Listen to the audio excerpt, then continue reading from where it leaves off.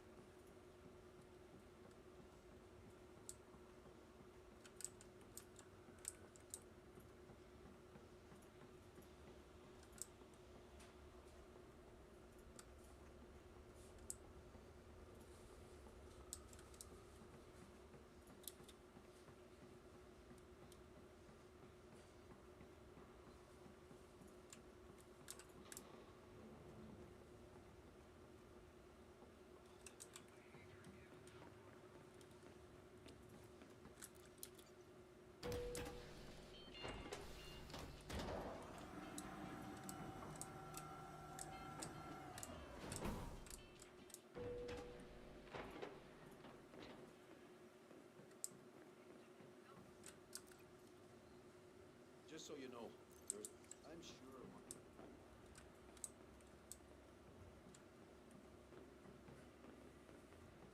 You don't want to be caught unprepared. Sure, take a look around.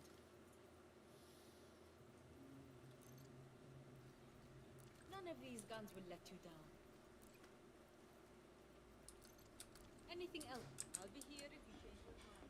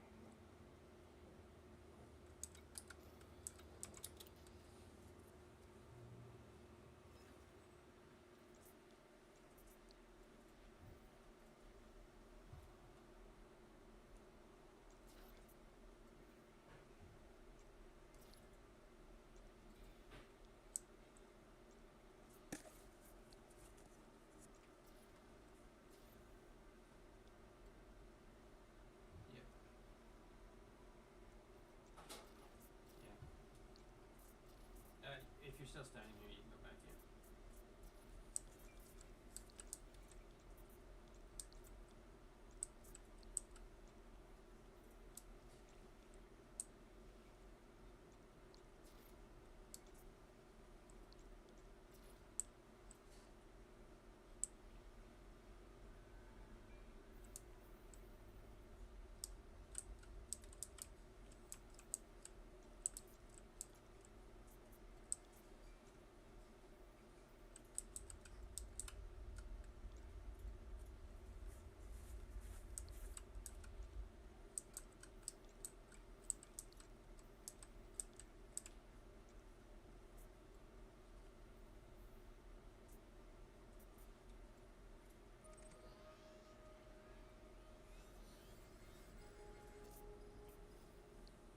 For the what doesn't set on correctly?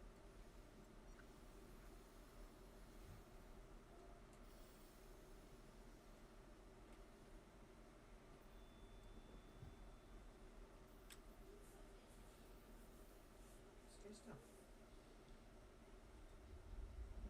We can assign buddies.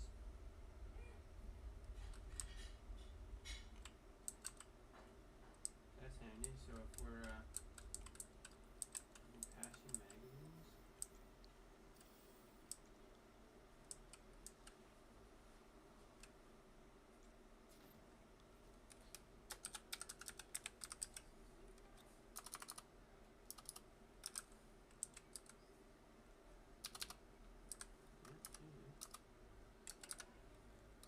What did I get? I didn't get a backpack. Why don't I have a backpack? I've got 3 magazines. Who made this logo? It is awful.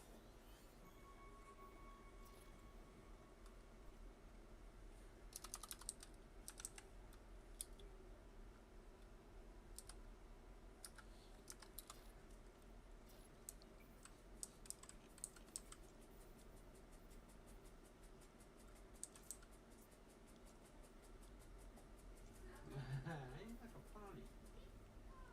Pylon manager. What are hydras?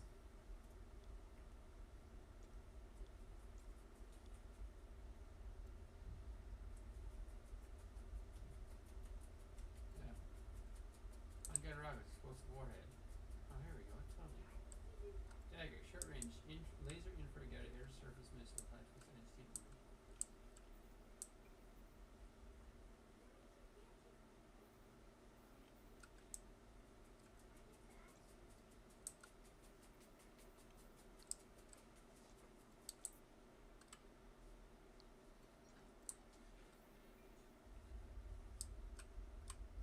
probably puts a bunch there in case you're here by yourself.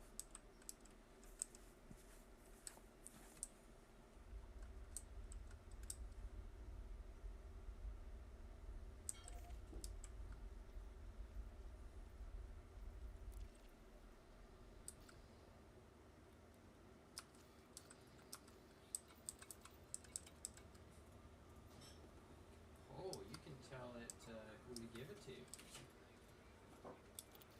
I mean, we can do, let's say, 24 daggers, short-range laser infrared guided air-to-surface missiles. And you can put who's 24 dagger pylons on and give them to your gunner seat, co-pilot seat. That way one guy can fly and the other guy can fire rockets which are laser designated, right? They're not dumbfire, so it doesn't matter where the pilot's looking. See, now there's just a boatload of guided rockets on it.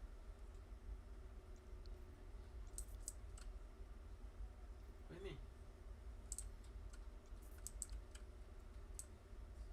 You don't have sensors either. Yeah, I see the issue.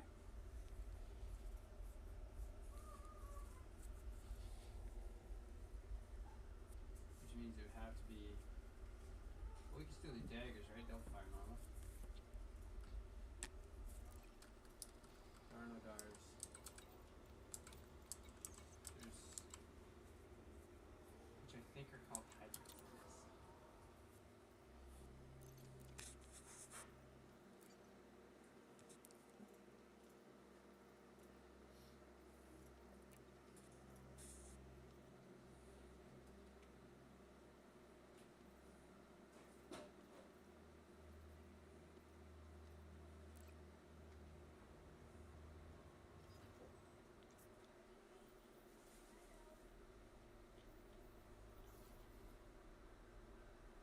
Park this thing.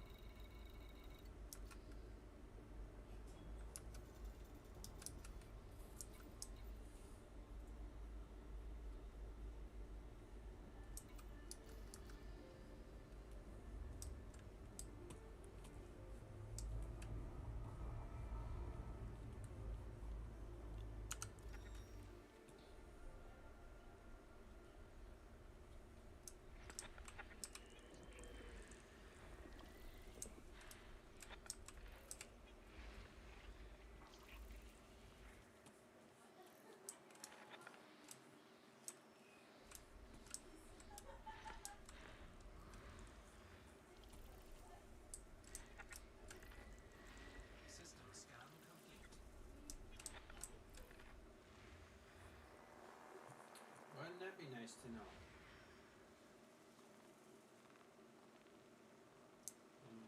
Seven on left on that rock.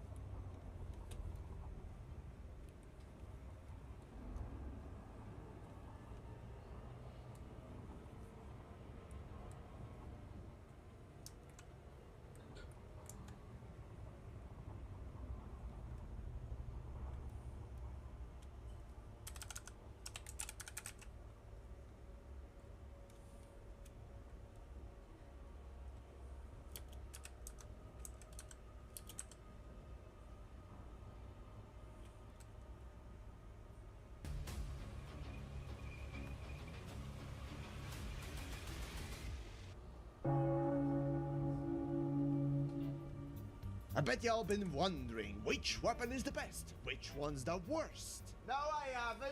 Shut up, Bob, nobody asked you.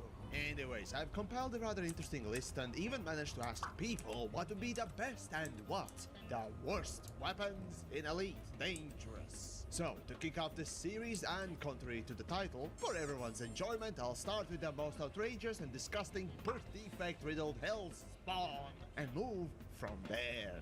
I've split all weapons in 6 different categories, where each weapon can swap places with others, depending on the context you give. Cause, let's be honest, just asking, what would be the best weapon for me, would be pointless. A given scenario and context matters. But whatever, Yamix doesn't give 2 paraplegic-operated roadkill catapults to care enough about context as is. So then quickly before we start the list, here are excluded weapons. These are really just tools, not weapons. Well, maybe mining lance is meant for combat.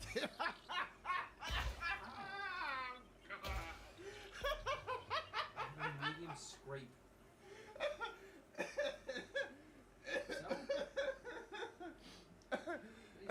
Oh, sorry. I couldn't just finish that sentence with a straight face. Combat weapon. What a good joke. Seriously though, 3 of these weapons are mining tools. Point defense is a utility that technically can deal damage, and flak launcher, though used in combat, is only good against Targoid Swarm, while no other weapon can kill it, making it a tool, not a weapon. Alright, that's good, huh? Okay, well let's move on then to what I call the stillborn-fueled dumpster fire weapon tier. Every weapon in this tier is underbalanced, misdesigned, broken, and useless. And unless you think that shoving your head up the wood chipper is a good idea, or you just simply want to aggressively meme as if it's going out of style, do not use them. From this list, oddly, the weapon that I deem to be the worst in one of my past videos is not worst anymore. Still, the video is well worth a watch, so check the description for the link. From this pile of twice-used tampons and moldy cum rags, Torpedo turns out to be the least smelly and parasite-riddled one. See, Torpedo would be the most usable from this list, but fuck me, is it still useless? But surprisingly, my thoughts have changed about it a little. Or rather, developers have screwed over other weapons so hard that the poor things need surgical anal intervention before they can walk again. Where was I? Oh! My opinion, just like my anus after a good spicy meal, quickly shifted after a fellow content creator by the name of Exegius notified me about the change. Or a bug.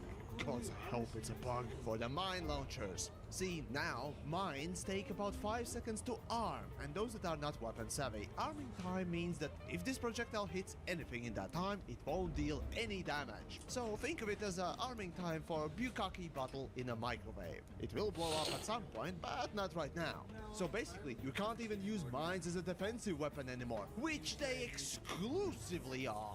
First off, mines are useless against NPCs, there's no disputing that, making you question what was the point in the first place, but whatever.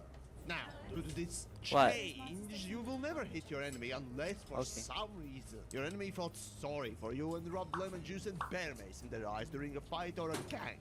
The attacker literally has to be 5 seconds of time behind you, which, let's be honest, is near impossible for a ganker ship. Plus all the mines show up on the radar 8 fucking kilometers from you. What kind of a mine shows itself like that?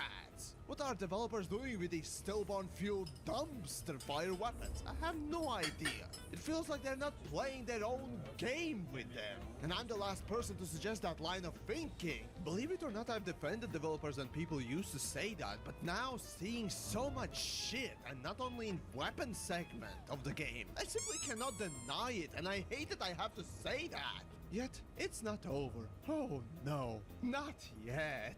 You know what would be even worse? If you had to do personal narrative, or simply grind the game for an unlock of a weapon that is complete the Enzyme Missile. A dumpster fire missile that causes some small damage and adds the Space Aids Light version to the target for a limited time. By that I mean it applies additional damage over time. Not only deals basically a negligible amount of damage, it's also a non-homing, single-size weapon that, as an extra insult, requires you to spend hours of quality elite gameplay, you know, grinding, before you are allowed to even use it. It's just disgusting, useless, and as said, insulting. So yeah, I'm thinking it's the worst weapon. Despite my long rant on mines. As you see, mines still can be, I guess, deadly if you get lucky. But with Enzyme Missile, even point-blank perfect shots all the time will not kill a single ship. I still cannot believe that this one gimmick is what the designers of Elite Dangerous thought would be worth your grinding time. And moreover, see an actual use in combat. When I say this weapon is useless, I mean it is fucking useless. In fact, I think that you're better off with mining lands than this weapon. No, you know what? I don't think. It's a fact. That's how bad this piece of STD launching, venereal disease spreading dumpster fire is. Congratulations, humans, you tried to replicate the Targoid alien Lugi missile. Well, you made a cheap Chinese knockoff version that is comparable to the Elite Dangerous development as a whole. The initial execution was great, but every other new addition or update seems to pile up more crap on top, and here we are, having our time totally not wasted. As the very last thing, I think this shouldn't be said, but I guess developers are so thick that it must be. Every single weapon on this list has to be rebalanced immediately. So there you go, the stillborn fueled dumpster fire weapon tier. Do let me know what you think, or whether or not you would add these specific weapons or take out some of them, which should raise a couple of more questions for you as a person. But regardless, leave a comment down below and of course share the video and all that stuff. Anyways, next up we have trash tier weapons. It's getting better, well, slightly. We're just making loadouts for ourselves for everybody. Look at my ship. When I first started EVE, I was a miner, and I was really tired of getting I could blown not up care by- less about EVE Online. I bet y'all been wondering which weapon I've is got the my best space sim and right which here. one's the worst. Now I have it. I swear to Empress Bob, shut up!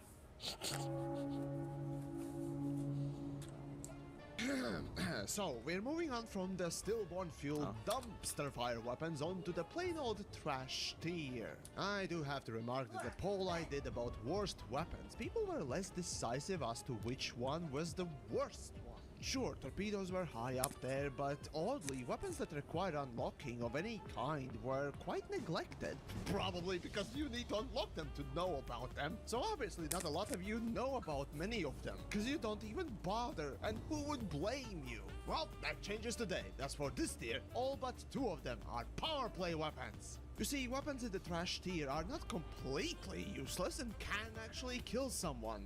Well, eventually, but they're still so bad, they woefully lack an upside, and most of them are just plain old, this game designer was snorting cocaine up a hooker's ass while designing it, levels of gimmick. So then, multi-cannons. Though I made a pretty good video explaining how developers spent zero effort in making it, which I recommend you take a look afterwards, there will be a link in the description. From objective standpoint, this weapon is basically an extremely limited multi-cannon. That's all. Which also makes it the best of this tier. Unfortunately, there What is literally this? is no real reason Oh. why developers couldn't have just made an AX ammo Whoa. synthesis as, I don't know, an experimental effect or synthesis for a normal multi-cannon. But no, lazy hacks don't know how to code or model things, so copy-paste away. Just pitiful. How could anyone be called a developer after releasing something like this? I don't know. You know, it's funny that after my rather impassioned rant about this weapon, I think it generated a rather interesting reputation for the weapon, and you recognized it as such as well. Even so much that this weapon, in the poll I made for the worst weapons, was the top runner. Still, today I'm looking at more objective rankings, I guess. Anyways, then moving on, we have Enforcer Cannon. This basically is a small fixed multi-cannon only, with more damage per bullet, with lower fire rate and higher bullet speed. Yes, it's a multi-cannon with good benefits, but again, limited just like advanced multis, but in comparison deals less damage even the engineer. Plus, only being a small-sized version, not really that many ships would benefit from it. As for most of the ships that have bigger hard points, you can just pick up bigger version of a multi-cannon, and that'll do better for most part. Then moving on, we have Containment Missile. It's a gimmick, only catches noobs by surprise, otherwise useless. Flashette Launcher. Oh god! Okay, so this is a purely pirate weapon that is made to disable engines. Its fire mechanic is dogshit, its damage is abysmal, its use non-existent. Oh, and did I mention that this too is a personal narrative weapon? Oh yeah! Hope you enjoy grinding to unlock it! Funny that this weapon is a developer lazy attempt at solving the shield issue. Those that don't know, in Elite Dangerous you have shields and shield boosters. Shield boosters are basically adding a percentage of existing shields to the overall number. And due to that, plus unbalanced and unchecked engineering bonuses, a shield of, let's say, 1,500 health can turn into a shield with almost 11,000 health. Without resistances calculated in. I'm not kidding! It's on a cutter with prismatics, engineered and heavy-duty boosters. It's insane and overpowered. So instead of nerfing boosters or their engineering effects, developers, as the geniuses they are with all the issues in Elite Dangerous, they do not wish to deal with any problems head-on, and instead attempt to scurry around it. Lo and behold, here comes Flashette Launcher, the weapon that goes through shields. Do I need to repeat myself? Devs, you have people on staff that I know are pushing for shield booster engineering nerfs. Please, listen to them. We need hull tanks back. And then moving on, we have Pulse Disruptor, Retributor, and Kratos Scrambler. All three laser types with each fixed only and single type size. Massive downsides and gimmicky at best upsides. And for every single one of them, you need to wait. Yes, not play the game, but wait 4 weeks before you can start What even happened? thinking of picking it up. Great design, great gameplay. Instead of eating. So either you come eat your monster sticks or she leaves them off the table. You can have them. Yeah, Michael, you guys can. I don't want any matzo sticks. Okay, but you should eat something. Are you not eating? I've been eating snacks all day. Okay, turn off then. Supper for games. That is supper.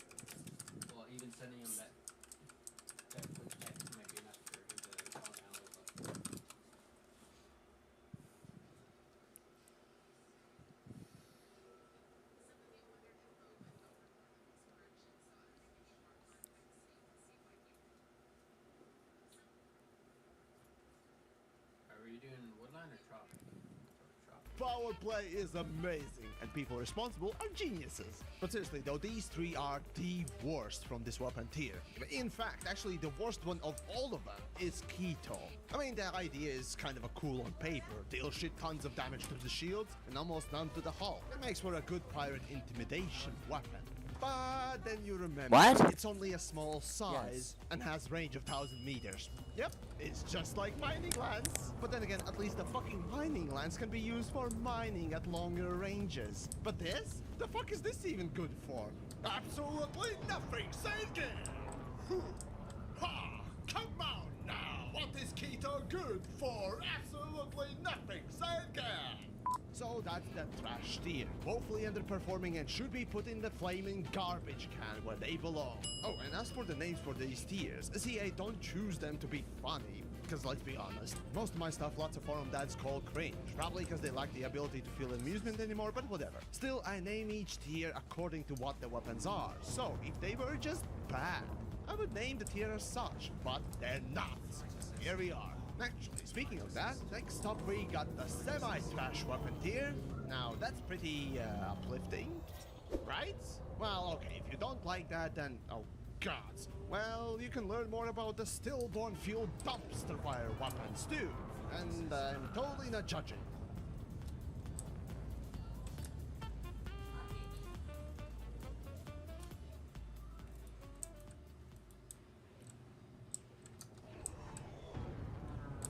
Yesterday at 1500 hours, a convoy was attacked passing through Asara's eastern transport hub. Survivors confirmed the... I bet you all been wondering which weapon is the best and which one's the worst. Nope, I haven't. Burned in hell, Bob!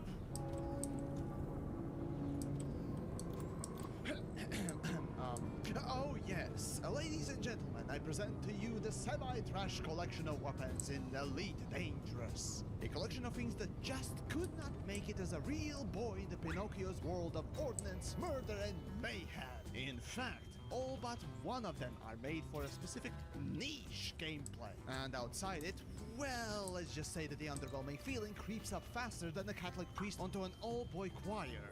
So then we start with the Guardian Gauss Cannon, the anti-Targoid railgun version. This is the best weapon for this gameplay. There is no doubt about that. But as soon as you step outside the comfort Targoid butt-fucking parlor, the facts of the reality hit harder than a slightly drunk soccer mom ramming a McDonald's. It's bad. Like, really bad. Oh, but there's one amazing thing. So it's called a Gauss Cannon, right? And not a railgun. Okay, see, railguns in its design is simpler and also less powerful than a Gauss weapon. And you know what? Feel free to look up the topic itself. It's fascinating. Still, Gauss cannons are also known as coil guns. They use, you know, coils and magnets. But does the in-game model looks like it uses coils? No, it's breaking my immersion. Oh, and the reason why this weapon is so good, it shoots a hit scan load into a Targoid, penetrating it with brutal force, and probably impregnating it with some Guardian stale and crusted old relic-like stuff.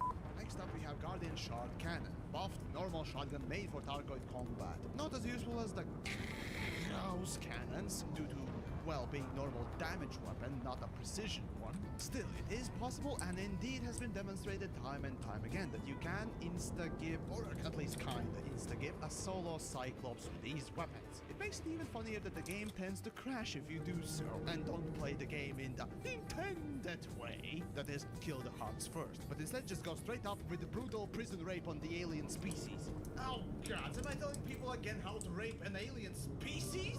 The fuck is wrong with me? Anyways, as for the Guardian Plasma Charger, well, at least it's more damage than AX Missile and Multi-Cannon. Yeah, I don't even know why these things aren't named Advanced and moved out to Experimental, but hey, I guess developers don't even play their own game to realize that they are a thing or remember them. Still, more effort has been put in them than the real Advanced Multi-Cannon, by which I mean that they at least gave them different models, frankly nice looking models, but they are in every meaningful way outdated and obsolete. Yes, obsolete, because once the Guardian weapons came into existence, these not only got thrown out the window of an Empire State Building, but willingly jumped. I still to this day don't get why the game still featured these weapons, and more so, why are they still in experimental? Oh, they don't need a personal narrative? Like the Guardian weapons? Okay. What else again? Yep, that's what I thought. So then finally in the semi-trash weapon tier we got cannons. I used to think that they were really good but just needed godlike aiming skill. Yet it's not true. Even with the top tier wannabe pussy crusher skill, the projectile speed is in that awkward spot where it's not fast enough to be easy to aim or slow enough to remind you that you shouldn't shoot it at distance. And the fire rate is in the same spot too. Basically, cannon is like a plasma accelerator, but without any of the good features. Sure, engineering makes it better, but it just misses that one good aspect or change to be okay.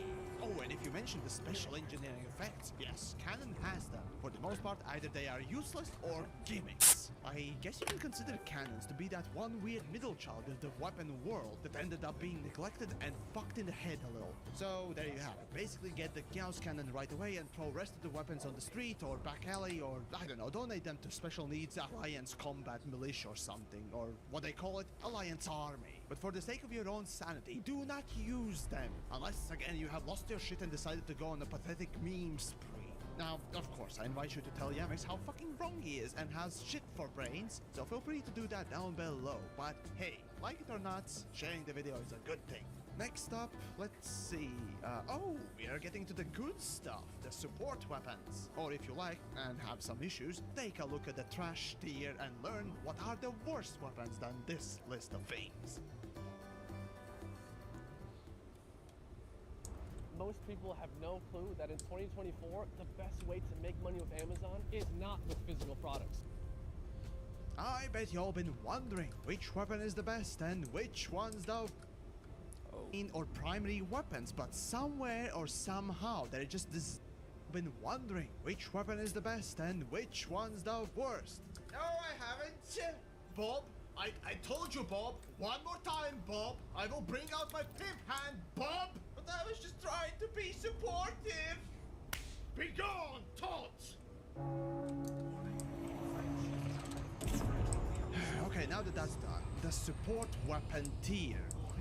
On how to best describe it? They would be good for main or primary weapons, but somewhere or somehow they're just designed in order to prevent that from happening.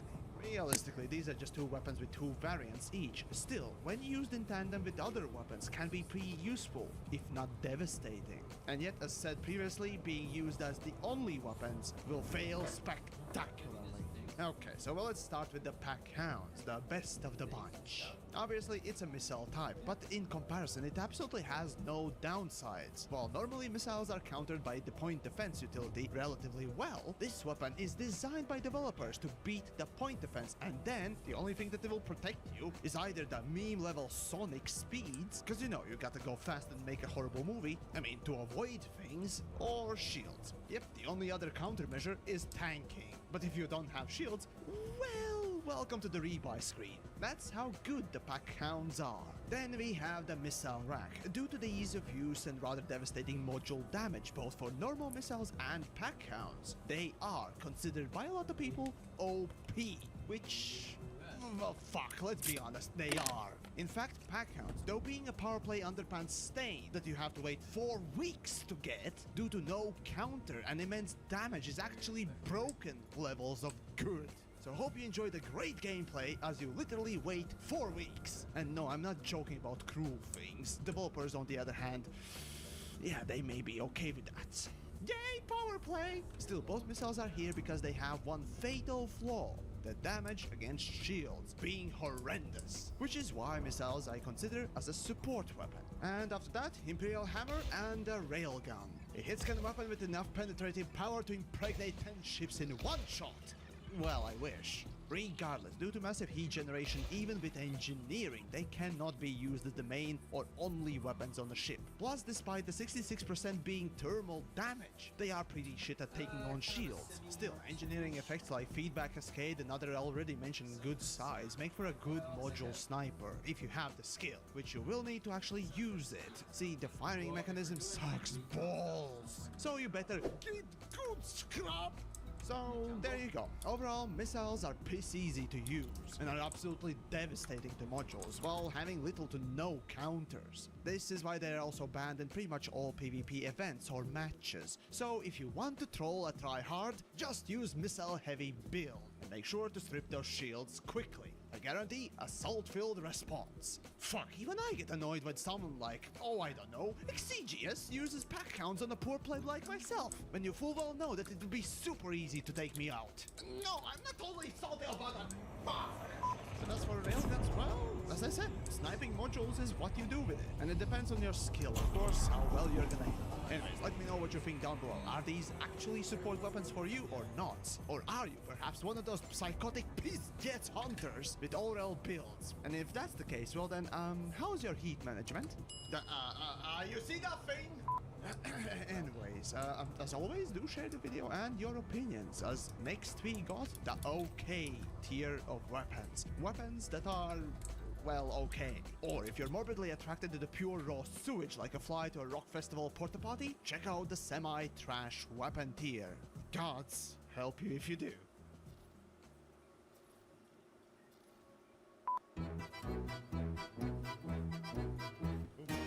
Ooh, those were thorns. Am I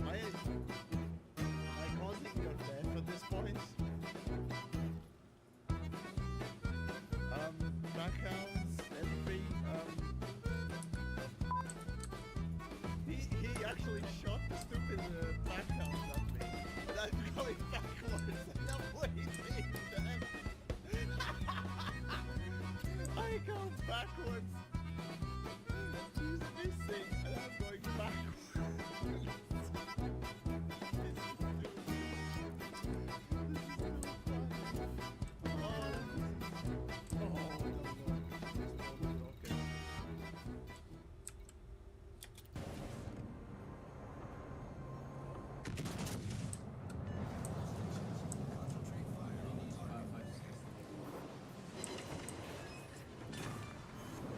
Enemy battleship sunk.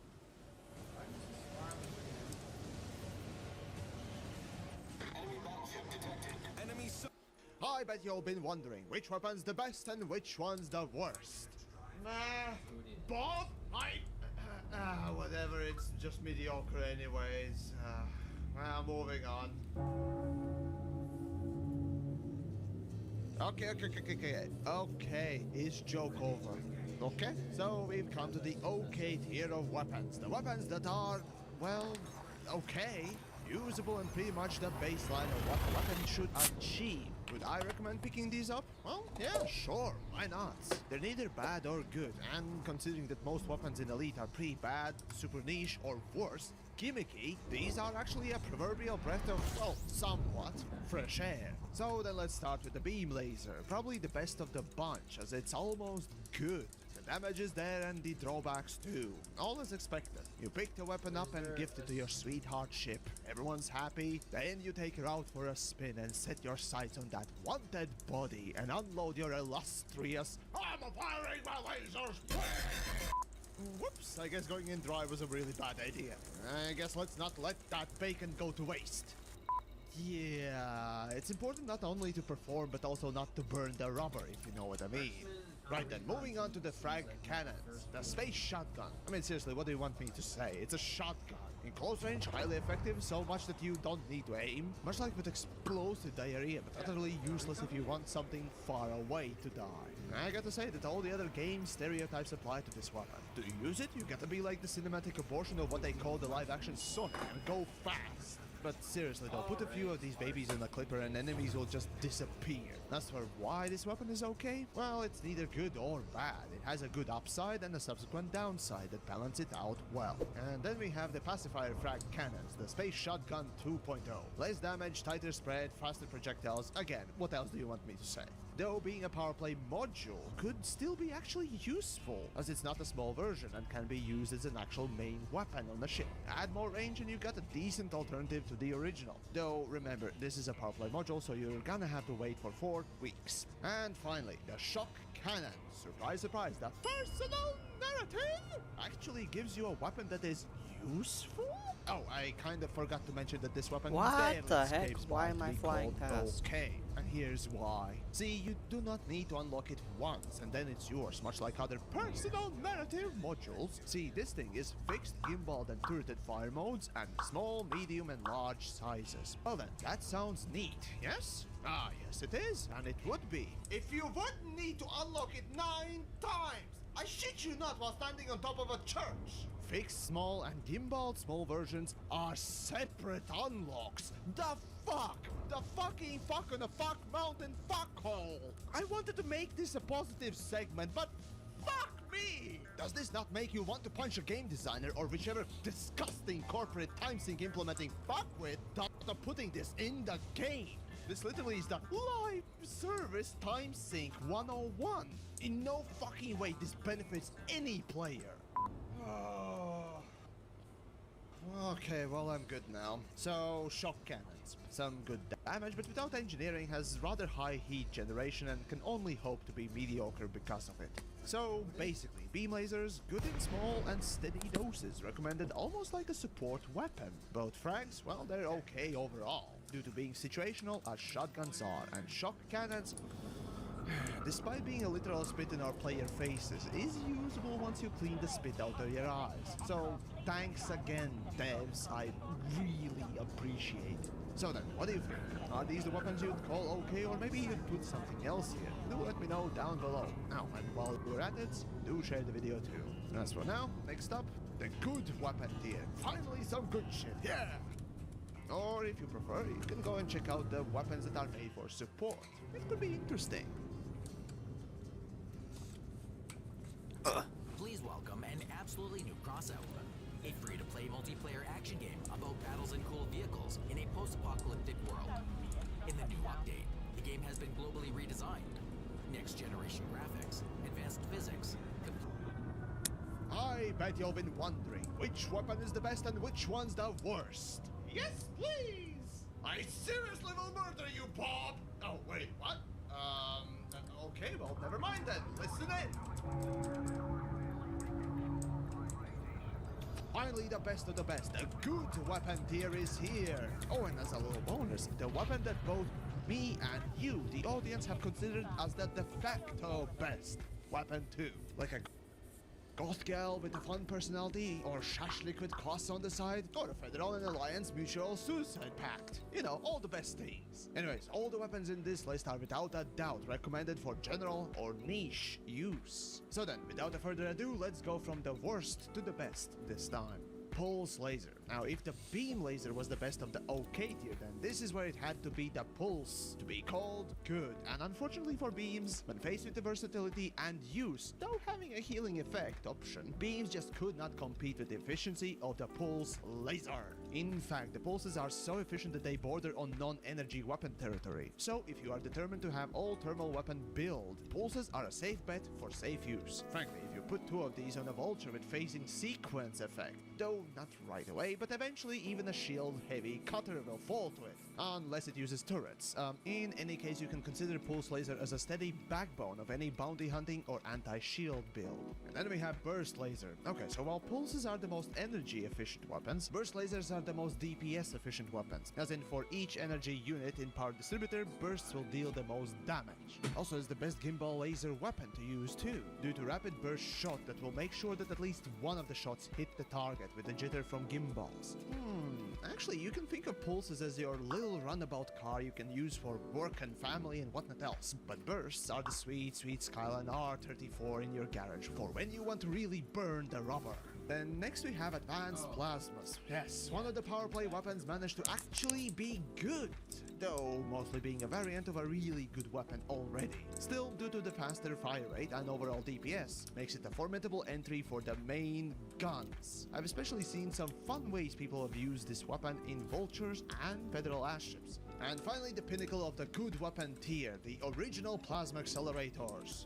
Yet, due to the lack of gimbal version, loses the best weapon title. Overall, the weapon is very skill dependent, but devastating with good engineering. An outstanding all-rounder that I actually use as the only weapons on my pleasure Python. Leisure time Python, yes, the ship that I use for a fun NPC killing. All 5 hardpoints full of plasmas may seem like a stupid idea when you have to deal with thermal and kinetic damage resistances. But that's the beauty of the weapon, unlike with railguns, that reportedly have 66 to 33% split favoring thermal to kinetic damage. Plasmas have 20-20 split for thermal and kinetic, and the rest of the 60% are absolute damage. And that's the only weapon in the game that has that absolute damage type.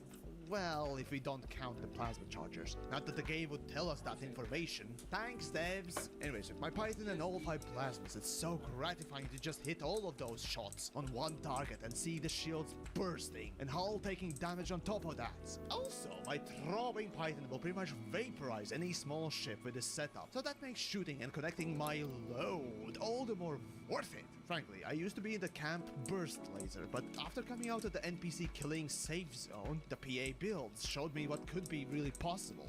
Too bad I aim like a drunk who snorted a kilo of cocaine. Oh well, it is time to get good. And so, in the very end, we come to the best of the best. The weapon that makes every pilot's suit moist and unusable. That weapon that a notable majority of you consider to be unbeatable. So let's beat our collective meats together. Hands, yes, put your hands together for the multi-cannon.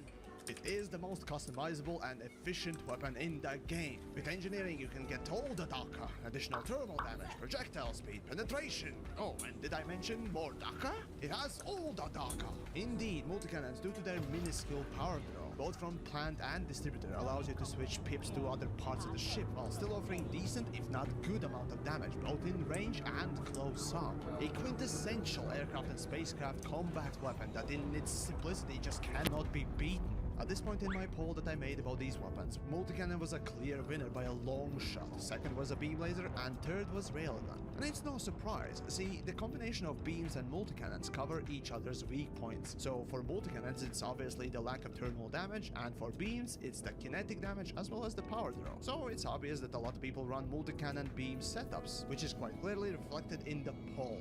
And railguns? Well, it's the best support weapon for skilled players, so it's no wonder it's there too. Frankly, plasmas come very close to beating multis, but the versatility and gimbal modes is what edge out multi-cannons as the best. Sure, it's also quite common to see plasma accelerator and rail builds, but it's only when you can aim right, and not like someone who just took a bottle of brandy straight as an IV drip. So I guess the ease of use is what makes multi-cannons quite appealing. So then that's the full list. Let me know what you think down below. Would you change any weapons places in the series, or was there something I missed? Regardless, do share the video and the series as well. But as for now, well, guess you can take a look at the okay weapon tier list. Or if you're a sadist, check out the still more fuel dumpster fire tier. I guarantee it's quite useless. So you can learn what to avoid and why.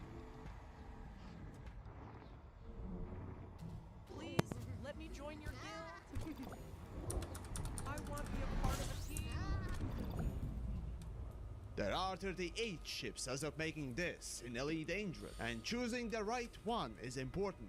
So I bet you have questions. Papa Yummix, how do ship babies are made? By an overworked slave who just wishes you would die already and stop buying them. Also, fuck you, Bob! Today I'll try to inform on what not to buy as I showcase the dog shit tier of shit. Now I did want to just call this the oh my god, my ruptured anal warts have sprouted legs, kill me please ship tier. But YouTube only allows about 90 character long titles, so we'll have to do with what we have. So plainly put, do not ever buy any of these ships for anything but the 100% completionist title or something like that. Or if you just want to look at them. And even then, only 2 out of today's 6 ships have unique cockpits, so yeah.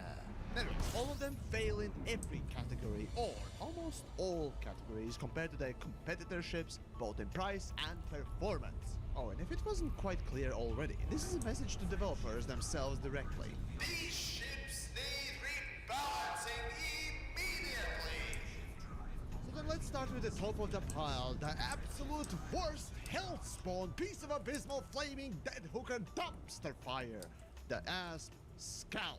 Now, some keen-eyed viewers may notice that in my top 5 worst ship list, I mentioned that this is the second worst, and objectively speaking, yes, it is second worst. But when you take in account that unlike the first place winner in that list, it is an exclusive ship, i.e. no one other than a few people who backed the game a while back can pick this up.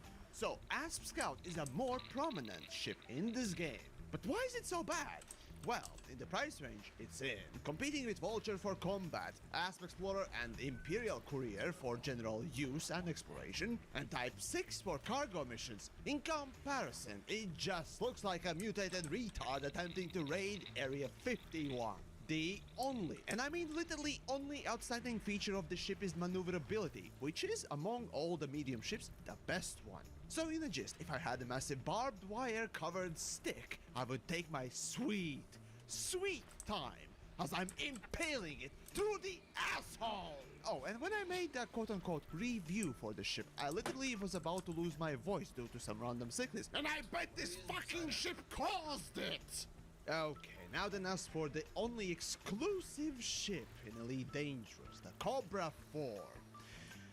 You know, okay, let's go with meta on this one. So, Frontier Developments, in their infinite idiotic wisdom, attempted to trend chase, as they tend to do. This time with pre-orders in early 2015, as they were releasing Horizons, and it was a common thing to do just to release some pre-order bonus, as you pre-order things. And that's where the Cobra 4 came from. An incentive for people to pre-order. So basically, Cobra 4 is a pre-order bonus for a pre-order of updates, which what season passes really are. Pre-orders for undisclosed and vague updates, which arguably Frontier never actually delivered to an acceptable standard anyhow.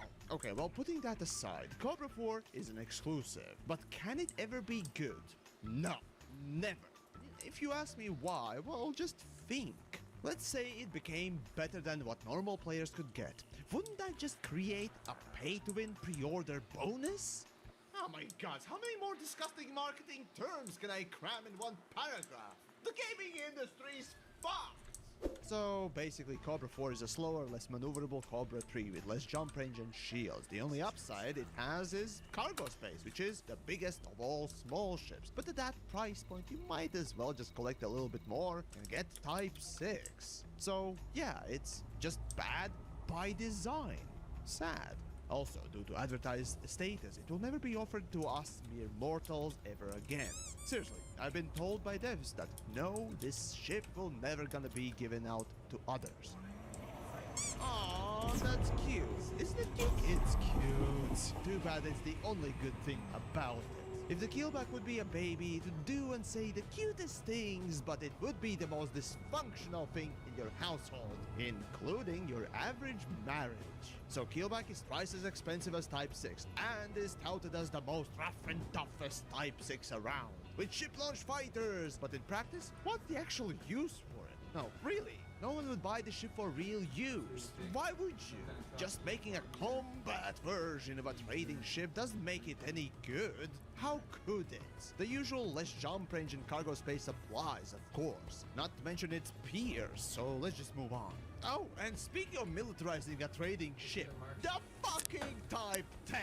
The fucking pontoons, the fucking wings, the fucking spoiler!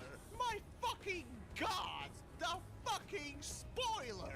What was the art team high on that particular day? What's wrong with Frontier's art team? Is cocaine not enough? Did you really have to take LSD and inject your balls with pure hydrochloric acid too? And yes, it's funny as hell, I love it. Too bad the artist didn't go full ham and go for the double spoiler for the ship kits. Well, there's a lost opportunity. Still, why is it so bad?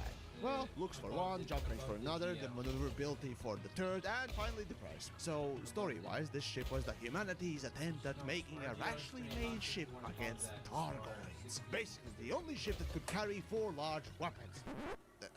That's it. That's the shtick. No, I can have 4 large weapons, sir. Yeah, what more needs saying? Man, what's wrong with both devs and in-game humans? You had the perfect ship already, Ganaconda. Oh, but no, let's just take the least combat ship to fight Hargoids. Yeah, that'll end well. And all that thanks to Alliance. Fucking retards. After that, we got Beluga. Well, basically put, compared to its peers in price range, there are ships that do all of its key features better and for less money. That's it. Not even the relatively recent update where passenger-exclusive internal slots got converted to normal ones have saved this ship. It's big, clunky, admittedly beautiful and funny, but utterly outclassed in every way. How sad.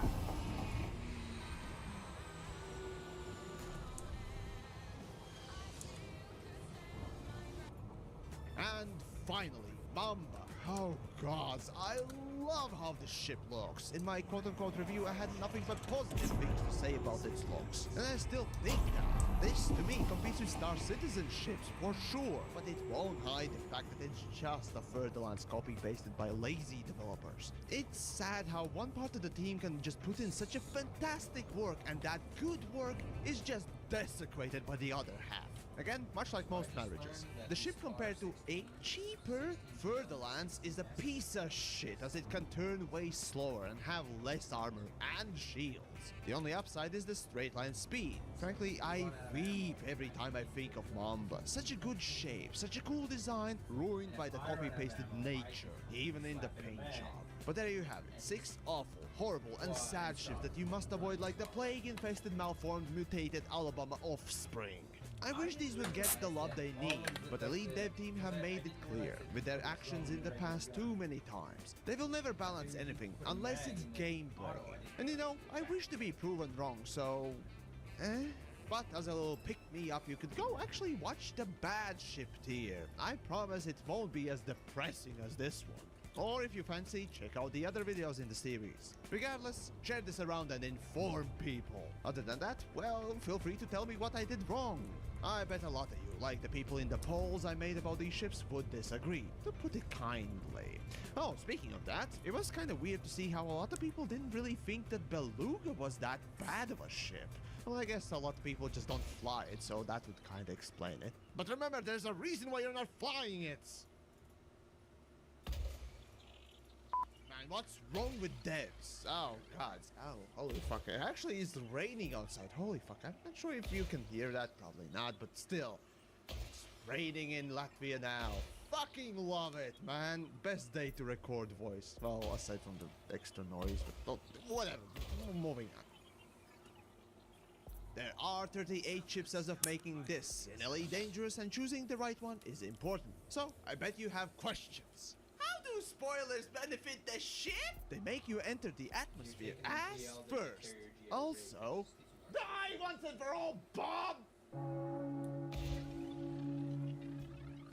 Well then, the bad ship tier. Unlike the dog shit ships, aptly named for its leader, the Asp Scout, ships in this list are, well, less shit.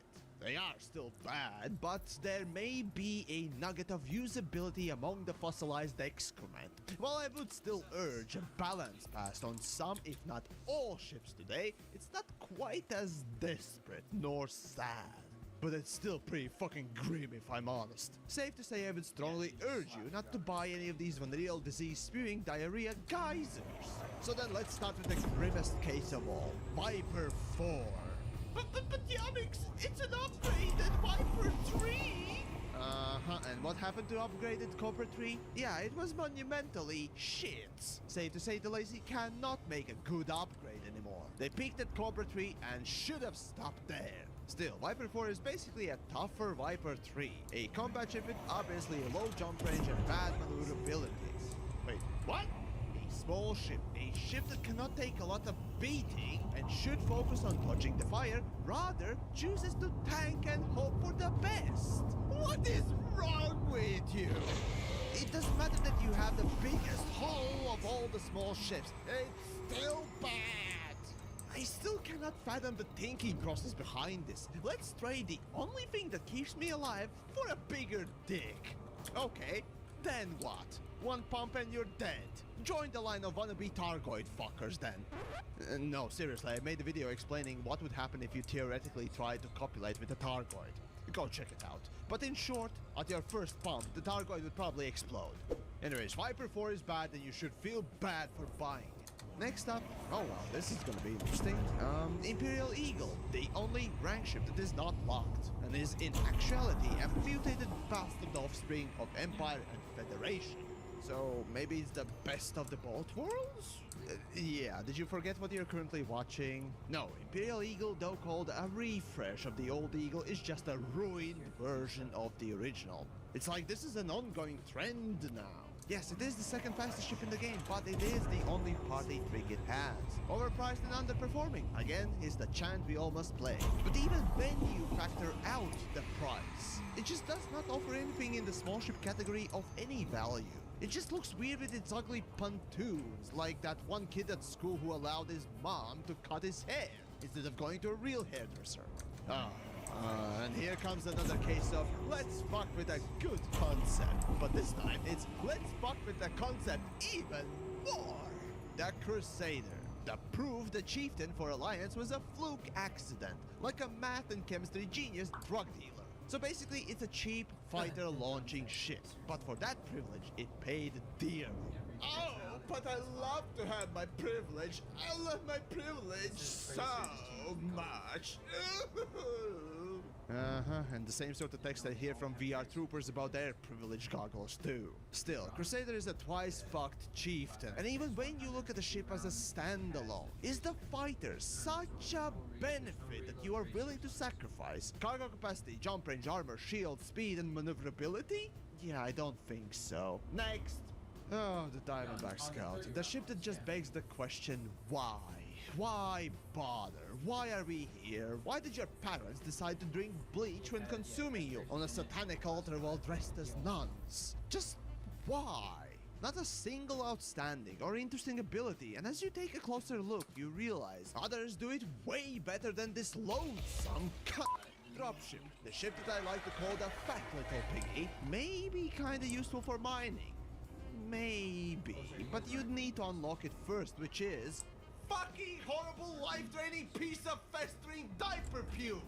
So when somebody actually bothers to unlock it, it's usually to unlock assault ship or any other ranked ships, and this is just a bonus. True that you can have a decent damage, and in fact you have the most hull of all the medium ships, but just like with Viper 4, well, maybe slightly less than it still is not enough, as the maneuverability for a, frankly, a bit more multi-role combat-like ship sucks. If I had to pick an improvement that would make this a good stand-in for mining instead of Type 7, I'd be a jump range. Increase it so you would not feel like moving your mama from system to system every time you want to go somewhere. Next up is the mentally challenged. Yeah, it's Alliance again. And as I said about Crusader, this is where the first let's fuck with a good concept comes from. An attempt to make an improvement on Chieftain flopped. Not as hard as the second time, but still. So as a ship, this is a predominantly combat-based, so it's already pretty limited. But even among combat ships, this one, well, it's kinda special. Attempting to trade the Stellar Evasion for more Viagra. And my question for that is, have you tried doing a parkour with a raging boner? Yeah, enough said. And finally, the young space vibrator. The Dolphin. So it's bad. All the ships today were bad. Let's recount the general gameplay it could be used for, shall we? Exploration. Yeah, it's got the jump range, but there's not much space for stuff. So you might as well go with a holder for a cheaper build. Combat? Oh my why? Just why? Oh my god! And trading, for the price you can easily get Type 6. So what is the ship good for? And no, I'm not doing that joke again. Yeah, I didn't think so. Basically, you just get the ship either because it costs more than what you're flying right now, expecting it to be better, in which case, may the Empress be with you, you precious child, or you just need space to collect for pleasure. And there you have it, the bad ship tier. And once more, I invite you to tell me how wrong I am, or maybe how great and all-knowing Yamix is. Still, sharing the video does help as you inform the populace of bad decisions that should not be made. Again. As for now, we're actually nearing some interesting stuff, so if you like, feel free to continue to one-use tier ships. Though even I, myself, have rather mixed feelings about that one. Or perhaps you're completely insane and you wish to look at the dog shit level ships. Well, you're all welcome, one and all. Just don't blame me when you get your dick stuck in a turbine. I mean, those Lycans will sometimes do that to you. So, now if you excuse me, I'ma head out to the closest hospital for, unrelated reasons.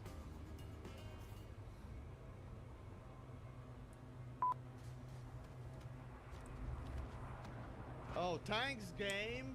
Oh, yeah, I was just about to film something and I didn't want to engage in anything here, but oh, I guess the event decided for me. I didn't accept any side, but hey, I got killed anyways. For nothing. Thanks, Elite!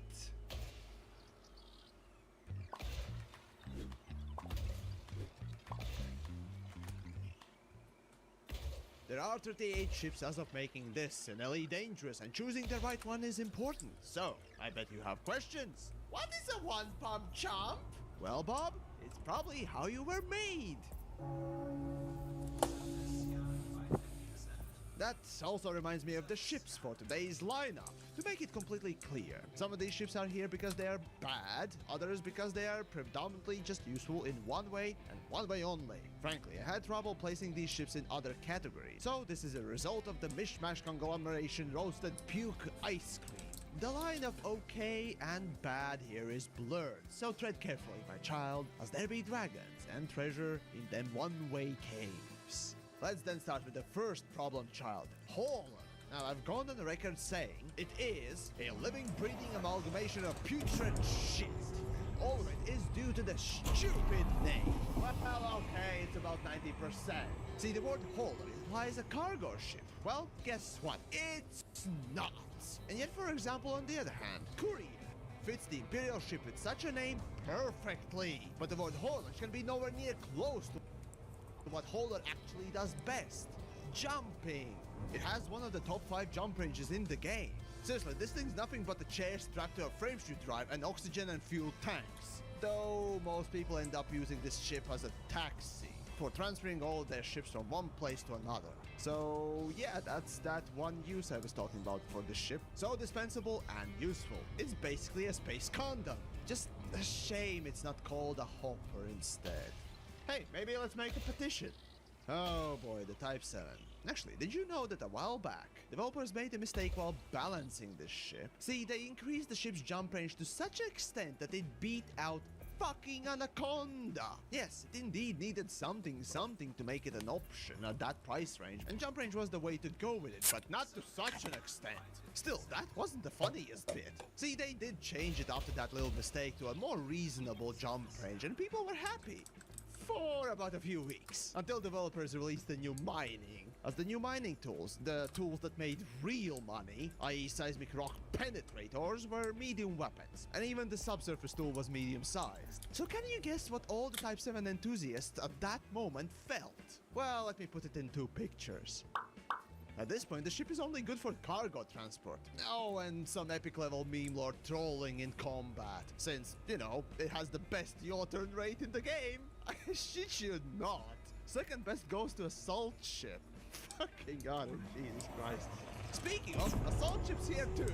A pure combat ship that has little to no applications outside of its does end up being that specialized tool.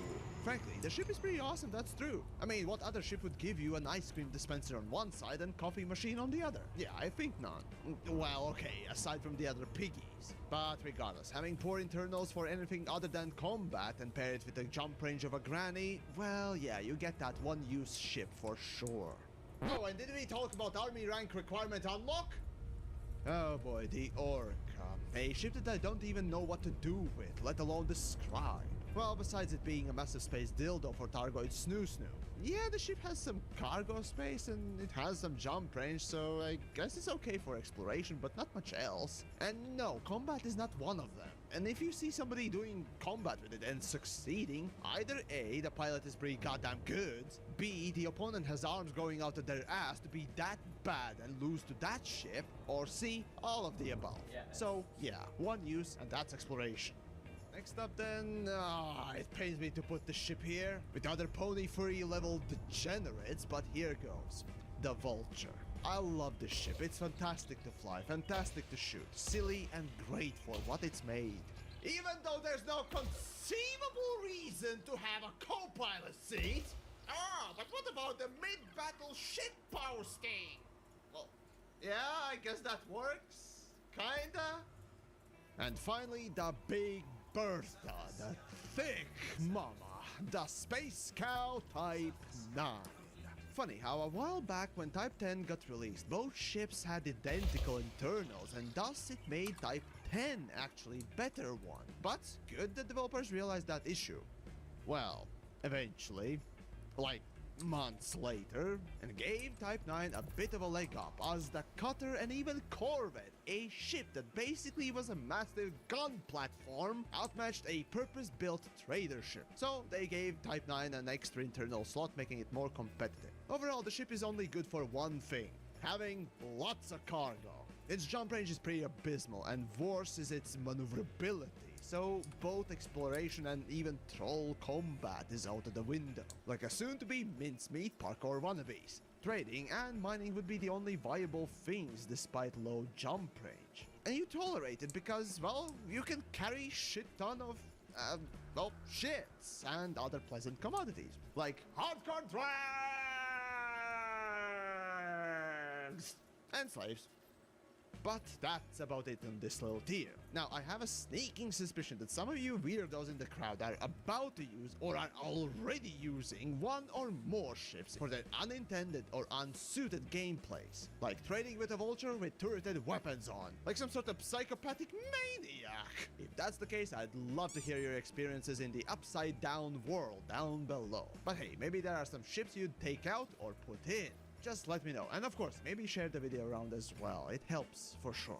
Now let's see, if you're clinically insane, well, far be it for me to prevent you from enjoying the nature's pleasure that is playing with shit, so maybe you can enjoy the bad tier ships. Maybe okay tier of okay ships? Okay? Okay.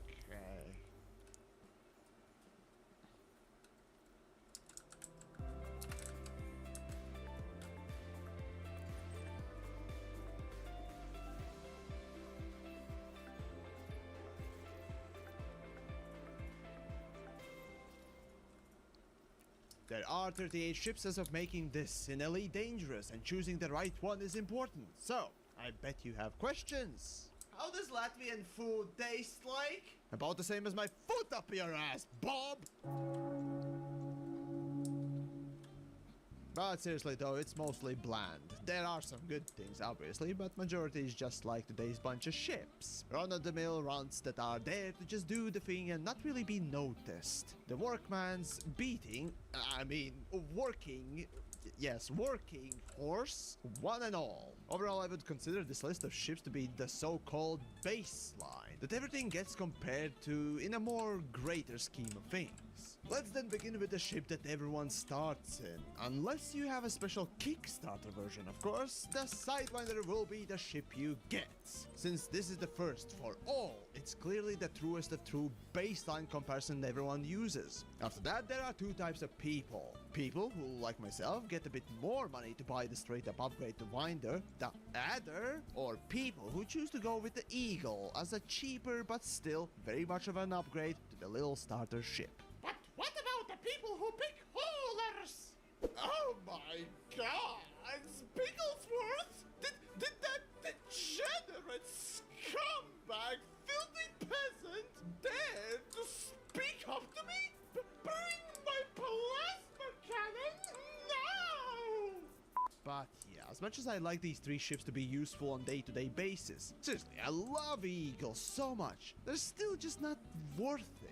They are there to get you acquainted with the game and not much else. Yes, Eagle has the best turning rate in the game of all ships. And with Adder, I constantly do the speedrun first portions, but it's just one moment. And the reason why these ships are not in the one-use ship tier is because a lot of us tend to use these ships for a multitude of reasons and jobs until we got something better. Moving on then, the glorious and fabulous and exquisite Banana X-Wing wannabe, i.e. Imperial Courier. The easiest of the ships to unlock from either navies, it is actually pretty nice for a lot of things. Combat? Check. Exploration? Check. Trading?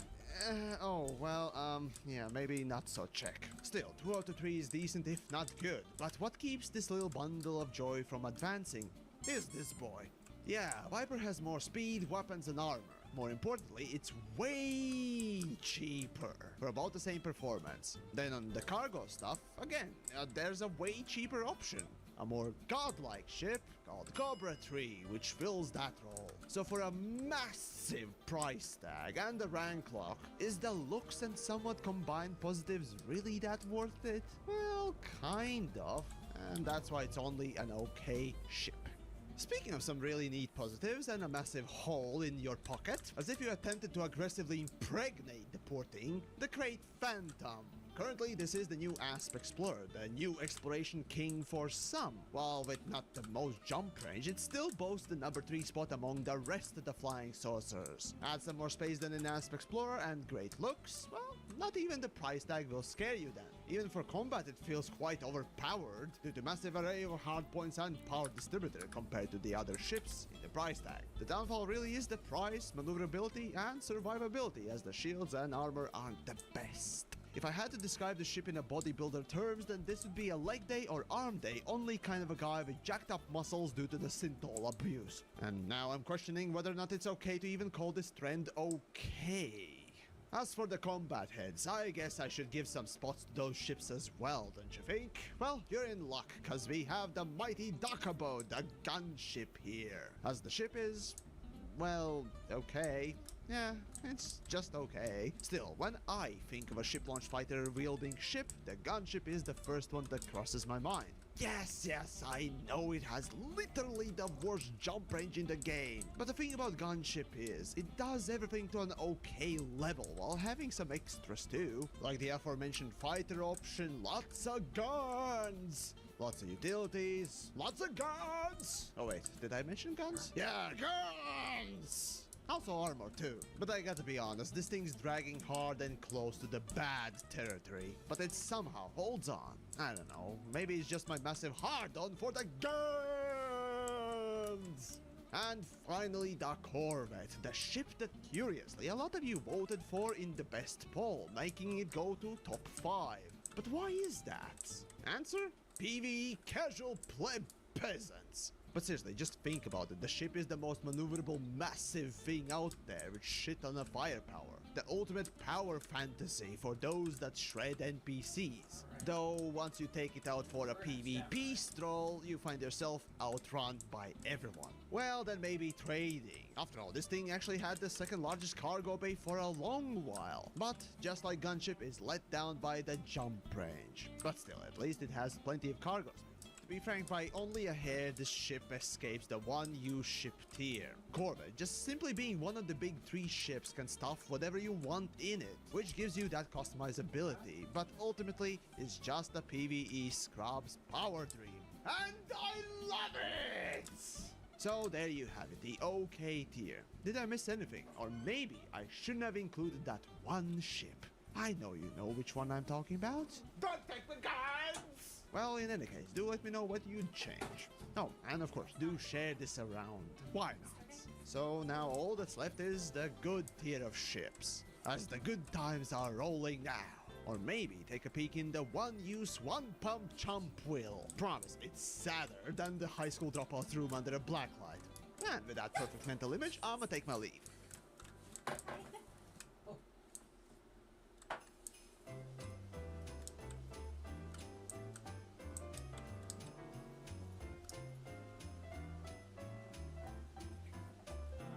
There's kit bag There are 38 ships as of making this in Elite Dangerous, and choosing the right one is important. So, I bet you got questions. Sorry, the field. I like to be field pack spanked is and slightly punished, bigger. Daddy! Yeah. Felicia? Yeah, I think I found one for you. And that's how you get a Corvette. Oh, and now it's time to take a look at the ships that I, the super hypercritical cunt, deem good. Yes, indeed, you heard right. Good ships. Rejoice, people. Not everything is mundane or pedestrian or alliance. Without a doubt, these would be my recommendations either as upgrades or fantastic runabouts. No matter which one you end up with, it will serve you well. And so we kick up this love fest of good and positive vibes with a roar of a thoroughbred that will bash your face in early on. The Viper 3. This ship is basically a cheaper combat-focused Cobra 3, even though it has lower turning weight. Yes, you heard me right. A fighter turns slower than a space pancake. Still, it has essentially the same stats as Cobra 3, but with lesser cargo bay. It costs about half as much, and if you are speedrunning or doing something specific, early game I'd say this is a good ship to pick up. Plus you get some upgrades for the price of one Cobra. And then we have the good old Type 6. Now, when I started playing the game, I named this one of the worst. And for a combat player, yeah, you know, that. I found it bad. Yes, it can outturn some combat ships and empty, but load the sucker up with reinforcements, or by waste, and the drift intensifies and the turn rate reduces to a level of a space brick, which this is. Still, what makes Type 6 so good is the jump range. Aside from obvious trading and old mining builds, if you wanted, you could make this into a fleshed out explorer. And I'm not kidding. But speaking of exploration, the Diamondback Explorer, the ship with the second longest jump range in the game, capable of doing 80 plus light year jumps, and fuel tank with enough juice to do 11 of them, does make for a compelling traveling or exploring argument, doesn't it? And then everyone starts yelling at me and throwing their dogs and notes and whatnot else at me for ignoring the fact the Diamondback Explorer suffers from a poor maximum fuel scope, even with a large fuel tank as an excuse. Still, one rather less mentioned feature of the both Diamondbacks is the low heat output, making it for a pretty decent smuggling or rare goods trader. Though personally I use the ship for traveling exclusively, and I tell you, it's cheaper and easier to use than any of the other usual suspects of any type for travels. And of course, if we're talking about traveling and doing whatnot else, there's Asp Explorer, the granddaddy of explorers indeed. A ship that does it all and does it to at least a very okay standard. In fact, the worst aspect of the ship is the combat, and there, well, as I said, it's okay. The ship is a quintessential jack of all trades, and trust me, you'll be using it for everything and never complain. There's really not much else I can add. Just get this, it's really good. Okay, well, this one's a weird one. The Fer-de-Lance, a ship built for combat and only used for combat. But why is it not in the one-tier list now? And that's a good question, which has a simple answer. It transcends it. The basic fact here is, the Fer-de-Lance is so fucking Chad ship, it becomes good by default. But seriously though, if you ever need to choose one ship that does that one thing so well you won't ever need another one, there, this is the ship we talk about when we talk about combat. Yet when we're talking about combat, there are 3 other ships that were competing for that. It's so good it has the Chad McChad scrotum bulge. The Assault ship, which resigned to live amongst one-use tier ships, and Clipper as well as Chieftain. Now those 3 ships are made more or less equal on the combat portion, but what sets Chieftain and more so Clipper apart is the cargo capacity and not the total rotting roadkill levels of jump range. Since Chieftain has no rank requirement, it's actually a good consideration for a sports upgrade for Asp Explorer. Or better yet, if you still have fingers left after grinding Imperial ranks, you can pick up the amazing, glorious, and super fabulous Clipper, a ship version of a blowjob by a bimbo made out of pure cocaine. The looks, the sounds, and even more so the performance, all are formidable as an upgrade for an Asp Explorer, except for the jump range, but it's average and not intrusively bad. The only downfall for this ship is that most people just simply get more credits and get the next multi-role ship in the line, rather than going and dedicating their time to get the Clipper by fondling Torvald's old encrusted old Finally then, the mighty cutter. Now, when I described Corvette, I mentioned that it just does everything, and the same goes with the cutter. Difference though here is that the cutter has acceptable jump range, and oh my god, the speed! And oh my god, the looks! And oh my god, the cargo bay! Oh, and about 13,000 point shields with prismatics and engineering. Wait, the fuck? If you ever needed that ship that you can cram everything into and would never slow you down, this is it. This thing. You can fit so much memes into it, you will auto-ejaculate blood. But seriously, for a long time I was running the ship, and the only time when I stopped using it was to film something or needed something specific done in a niche way, where specific ships work better. In a way, I'd even say the cutter makes the game boring, as now you can do everything, and even then, it's all way too easy and simple. That's how good I'd say the ship is. No man, for 200 million credits, the most expensive ship better do it all. And so, that's the list. Obviously, I compared the overall usability of ships today rather than how well each one of them accomplishes respective types of gameplay. Still, every single one of them, well, maybe except for the giant Super Testicles McGee Furtherlands, are geared for everything you will need, and you yourself are to be blamed for failure. Only But 51 I know everyone's list jumps. is not the same, so let me know what you change, Alright, let's get add, going. or remove down below. And while you're there, maybe share the video too, and all that good stuff.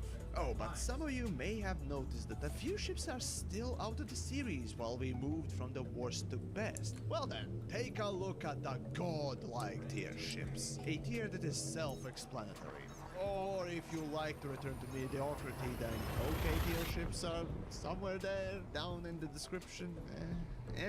But as for me, well, I'll go wank in my why bother? Yes, I'll go wank my tank off, so you take care. Do you look at a gorgeous woman and immediately you think to yourself, no, this woman is out of my league. She's unattainable. The average, middle-aged man. Nothing special. Blah, blah, blah, There blah, are blah, blah. 38 ships as of making this an elite dangerous, and choosing the right one is important. So, I bet you have questions. Are you God? Why, yes, little one. I know and see all. But sorry to say, when making you, I dropped you, Bob. I'm gonna mute Trevor here.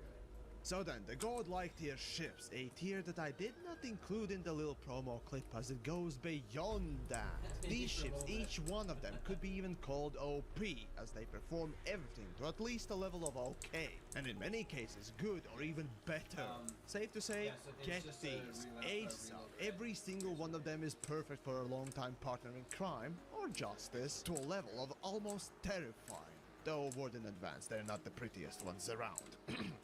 Let's then start with my personal favorite, the Python. I guess I have salivated over this ship already enough in the past, but still, it looks pretty neat. The price is in that medium range, perfect for a runabout. Cargo capacity is uncontested for a medium ship, which gives you plenty of space to install the industrial-grade drill dildo, a slave to soil and green dispenser, and still have space left over for a docking computer and other electronical doohickeys. When cops start pulling you over, you have enough hardpoints and big enough guns to vaporize the poor piggies in just one shot, while power distributor and power plants are insanely large in comparison. Every part of the ship just feels oversized to high hell, yet the ship itself remains a modest size. Now, of course, there is a, well, I guess you can call it a less shiny part, which is the maneuverability. Well, to be honest, what did you expect when you can cram the biggest things in it? The port thrusters are screaming for help, but still accomplishes everything. So overall, a stellar jack of every trade. Well, okay, almost every. Happy? Then crate 2. Okay, now take whatever I said about Python. Reduce shields, hull, and internal compartments. Add a fighter bay and a bit more speed. Boom, you're done. There you go, that's the Python Mark II. I mean, crate Mark II. But seriously, everything I said about Python here fits too. But frankly, I prefer that ship to this, so just buy Python. But what about the ship that has no equal? A ship so good, I literally call it OP. Because it is. The Cobra 3, a staple and poster child of Elite Dangerous. You can pick the ship up almost at the start, and among all small ships, it's without a comparison in its ability to perform everything. Really good cargo bay, weapons, maneuverability, shields, armors, internals, and jumping. Everything is to the level of good or better. Add that super small price of that ship, and it's the only small ship you'll ever need. Trust me, this is the definition of godlike. I've run this for a long time back in the day, and I still hate how it looks, but the performance is undisputable. But where there is a list, there is the very top, the very best, and for ships, it's no exception. In Elite Dangerous, there is a ship that can do everything, no matter the cost. It does everything. In fact, you may never need to re-outfit it if you're smart on the gear choices. A ship that sets a bar that only specializing ships can break, and even then, it's questionable. Anaconda, I proclaim you, unbeatable. Until developers nerf it or release a power creep ship. Ah, shut up, you nature's mistake. Anaconda will stay the best. I think. The biggest jump range in the game alone makes us all raise our eyebrows. Add a top-level cargo bay that only is outclassed by 3 other ships, all of which in comparison have abysmal jump ranges. Then add the biggest power distributor that only one other ship has, yet that ship has lower damage output than Anaconda, which has the second biggest damage output in the game. And reinforce it with the next level space-age Federal pilot brain density armor that not even an overcharged Death Star can penetrate in one hit. And you get a do-it-all platform that no other ship can hold a candle to. Yes, as a large ship, it's not maneuverable nor goes fast. But those are primarily combat issues that are massively overcompensated by the amount of damage it can output, as well as tank cover. Additionally, this ship was the promo piece from the Kickstarter days, where Frontier wanted to put in a damage model for ships, but ended up just using this one only. So, as a visual flair, it will not only have laser marks on it, but also exploded or warped parts. Though today this ship is not quite as popular as it used to be, due to more specialized space dildos, but for the most usable all-in-one, there is no better one. In fact, it's quite OP with the mentioned hull armor, which by all maths just cannot be this good. But here we are. Space-age Federal brain armor plating, because nothing's more dense than the Federal brain. And there you have it. That's the list and tiers, and hopefully they made sense. And hey, perhaps you have your own take on things. If so, well, share them down below and all that stuff. Oh, and of course, don't be afraid to share the video too. Now that that's done, maybe take a look at the good tier ships. The ships that are, well, by all accounts, good and recommended. Warning though, they have faults, unlike these grades. Or maybe, if you want to lose your mind, or simply want to learn what to absolutely steer clear of, take a look at the absolute worst scum of this earth. I mean, galaxy. Just don't blame me for not warning you.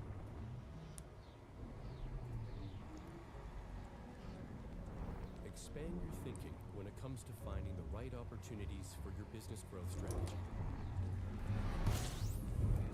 Look around. There's so much room to grow. You've got ATB.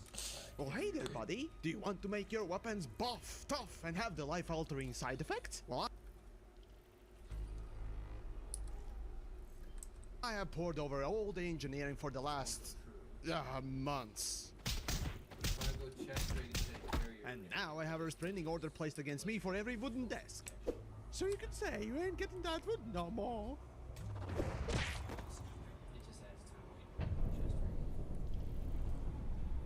So where was I? Oh yes, there are some good, some bad, some useful, and some borderline pointless upgrades, or rather downgrades, that could be had, all by just grinding the game. Mind you, I plan on doing this for everything in engineering, so subscribe and hit the bell thingamajig for the upcoming parts in the series.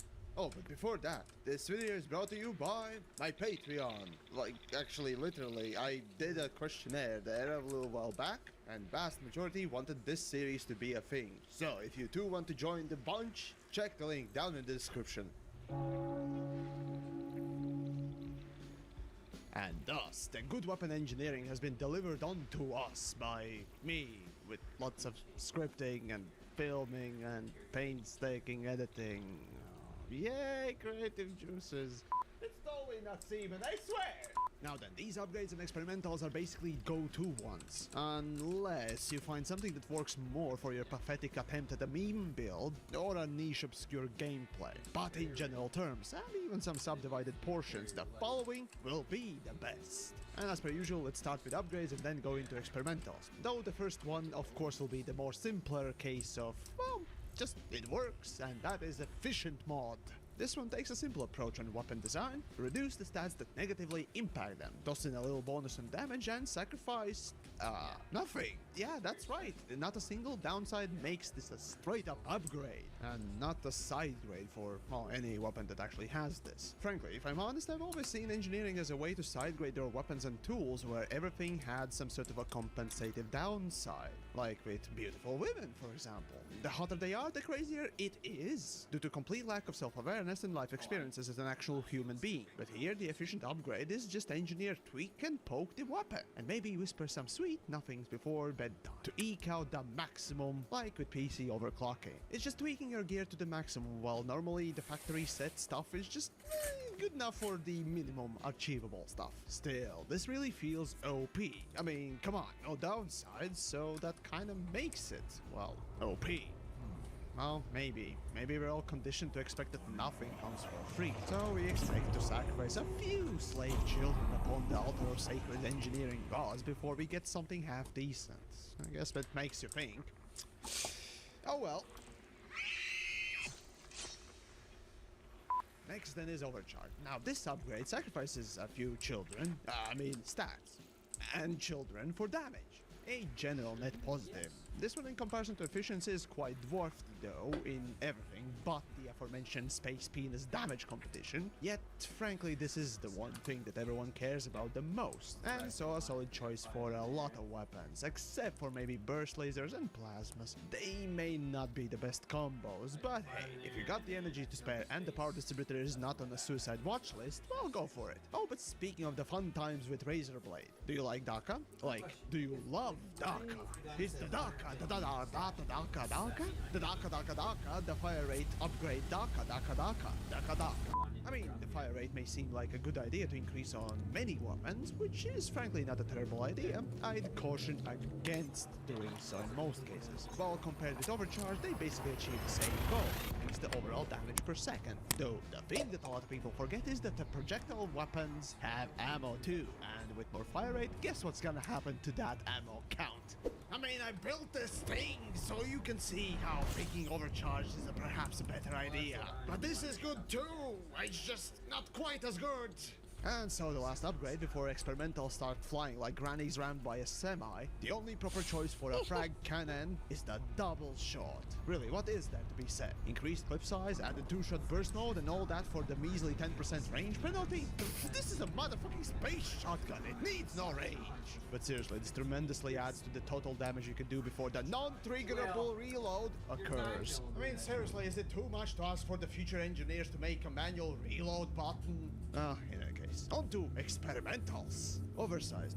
It's a little topping of damage, that's it, it's a good choice. And while its counterpart gives a little bit more fire rate as a bonus, this, just like Overcharge, just makes every shot better, not more of it. Thermal conduit. Well, this is a definition of, Bob, you have a problem, bruh. Where the more masochistically you flagellate yourself, the more you will anally destroy the target. Basically, the more heat you have, the more personal bacon you cook, the more damage you will output. Up to 50%. So at 150% heat, you will cook some tasty bacon at both ends, yours and your opponent's. Even some meme lords have gone on to call their anacondas microwaves, for obvious reasons. Phasing sequence. Basically, this is the one thing that stands against the shield tanking elites. This mod, while does penetrate the shields, does so in a fraction of the damage done. So while it's perfect against the clueless shield-only builds, it will take notably more time to deal with a bit more smarter, more balanced build. Oh, and it only does hull damage, so while the shields are up, no module damage. Still, it's very good and penalty often is worth it, just to do that extra damage. Autoloader. Reload? What is a reload? No, seriously, what is that? Is that some sort of a salad that scrubs eat? Corrosive shell. Thanks to this dude, the multi-cannons just can't be beat at how good they are. Though this effect does not stack, it just means that you can put it on the smallest multi-cannon and extra hull damage will follow. Seriously, this is another reason why no shield hull tanks are almost extinct. Thermal vent. Don't know what to put on your massive, huge-ass beam laser? Well, here you go. Vent some heat. The super penetrator. Aside from the other effects, extra penetrative aspects of the past experimentals that I mentioned have been a laughingstock. Yet, the reason why increasing it even further for railguns is so good. It's simple. Module sniping. Railgun is a hit-scan weapon, and yes, with a horrible mechanic, but still formidable capacity in the right hands that aren't quest deprived like mine are. So yeah, with the right training, the pinpoint destruction of your enemy will be undeniable, and this just adds to the fun.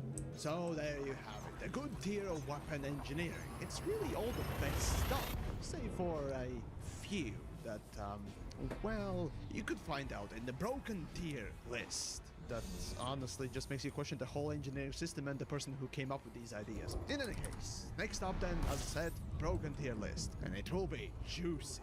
Or perhaps you prefer to learn of average level of upgrades. Well, the baseline of that will also be in the link below. Still, let me know what you think, and maybe some of these are so bad that you could embarrass yourself by explaining it in the comments. Or perhaps share a good build if you have one. Regardless, of course, share the video around and all that good stuff. But as for me, well, back to banging the desk in hopes of making a good script that still won't be promoted by Frontier official media, cause Yavix is a cunt.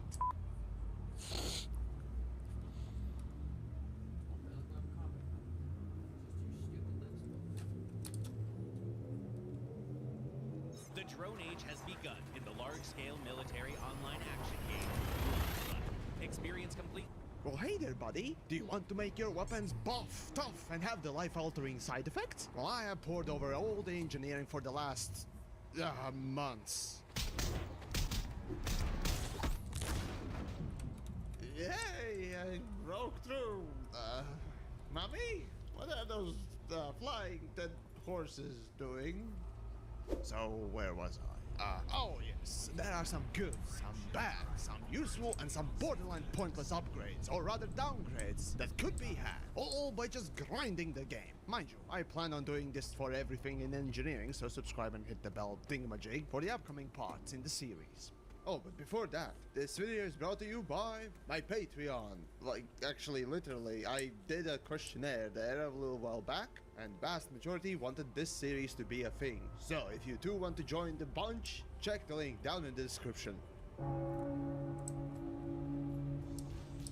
For a broken game, broken tools and broken features, broken expectations and broken promises.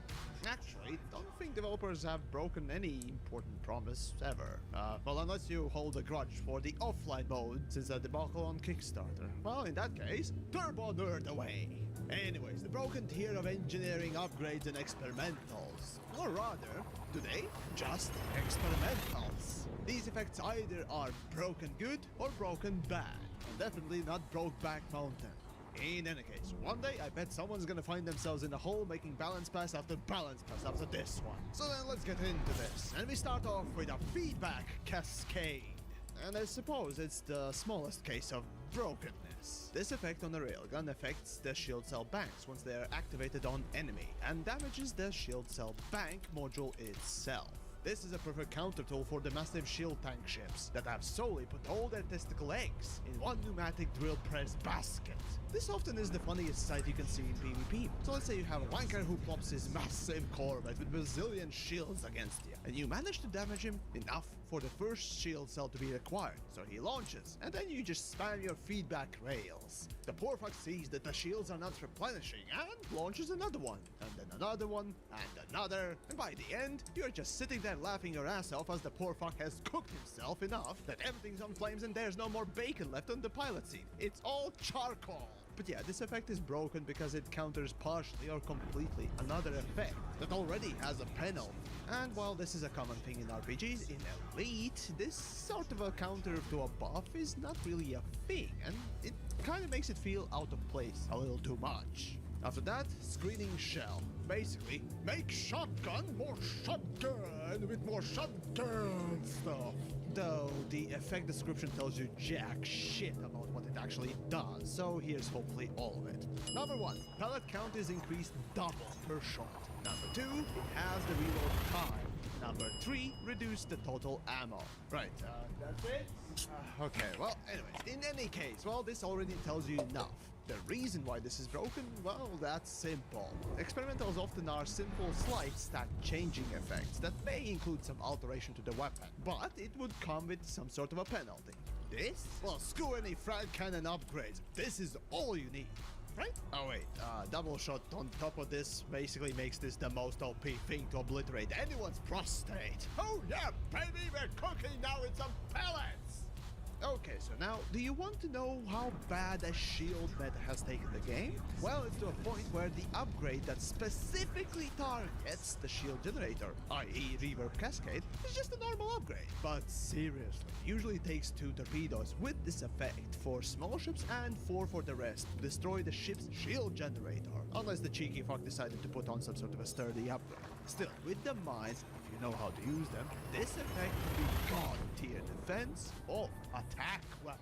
And the best part is, if you're fighting a shield tank, once the shields go down, he's screwed. Though, if he has some hull underneath, well, maybe less so. And yet, if you're fighting complete opposite, which is the hull tank, he's still screwed because those mines are explosive. So regardless what your opponent has, he gets fucked 7 ways and then have some more fucks left over to give to his unloving wife, children, parents, and his first grade teacher if that decrepit fossil is still not dead yet. So, to put it in a language that even a federal would understand, is good mod, make weapon OP, devs no nerf, make please cry babies more, is only choice to peak. Next then is, well, more of an annoyance than a capable, powerful mod, but hear me out. The Target Lock Breaker. This mod, when strikes the enemy, makes it lose the target lock, be that on you or someone else. This basically is effective against all but the more hardened combat pilots who are used to this. But you see, even against such capable psychopaths, this effect is overpowering. See, every time you hit an enemy with this, you're not doing anything different than you would do with the normal weapon. But because this effect makes the target lose the lock on you or someone else, he has to press one more button, 1 or more times, in order to get that targeting back. Worse if you're trying to target any specific internals. See, you do things as usual, but for your enemy, once he is hit, you cause almost a mandatory busy work, which not only causes frustration, but also lost time and focus. Now that I put it in writing, damn, that sounds overpowering. And it is. But you ain't seen shit. The absolute most broken piece of equipment, both in good and bad sense, has to be healing beams. Yes, the wretched fucking thing's OP. And it's not a borderline like the rest of the effects in this list. The regen sequence, or simply the healies, are so broken that one small-sized beam laser with this effect equipped can out-heal multiple larger-sized weapons. Engineered. And guess what? Not only that, but there's no counter to this. It's straight up cheating. Because of this shit, wing PvP is basically extinct once used. And if both sides are using it, you can't out-damage each other. And at that point, what they're doing is like trying to kill each other with gentle rubs. It's not even gay at this point. It's straight up adult consensual molestation. And that's a sentence you can write on Healing Beam's grave one day. The state of the Healies is so bad that the simple, non-engineered Sidewinders with just one small healing beam can survive with a similar wingmate in a high-intensity conflict zone, with both sides attacking you. How do I know this? We tested this shit out! And developers? Do they recognize that engineering is broke as fuck? Well, multiple years of minimal changes is your answer to that question. But what about you? Do you think that this crap's OP or broke as fuck? Well, let me know down below. Also, rip Heat Meta, the only OP thing that got nerfed. Anyways, let me know down below, and while you're there, do share the video and check out the links in the description for all that good stuff like merch and what else. As for now, well, I gotta go and scrub myself clean of this filth. Ugh.